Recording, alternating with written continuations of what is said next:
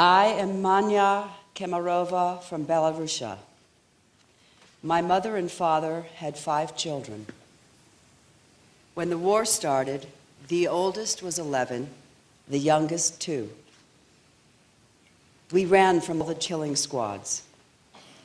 My grandfather and grandmother on my mother's side were burned alive in the hut into which were chased all the Jews who didn't want to leave their native and familiar places. Mama told us they saw a glow and smelled burning human bodies. Among them were her parents, my grandfather and grandmother. We traveled for a very long time to the Saratov region. On the way, my oldest sister was lost.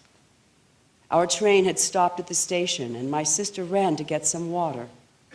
Suddenly, a bombardment began. The train immediately began to move, and my sister was left behind. There was no hope that she remained alive. We left, convinced that one of my mother's children had already been taken by the war. We were already en route for 6 months. The train would move for an hour and stand for a week. On the opposite track, a military train was slowly passing in the other direction. The wagons were flashing by, and for some reason, Mama looked very attentively into the window of each one. A mother's heart.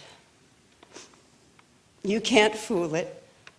And suddenly there was a childish cry, "Mama, Mama!" It was my sister, Fanya, calling out from the passing wagon. Soldiers' hands grabbed the child and practically threw her from the train. Soldiers had picked up my sister when she left the train 6 months before, and she had been traveling with them along the paths of war until her path crossed ours. There is more to tell. When the war was over, we returned to our home and found it only in ashes. Our entire little town was burned to nothing. But what happiness it was with tears in our eyes that we were home, although no one had any houses. And so we began to live in earthen huts. Be happy, my American friends.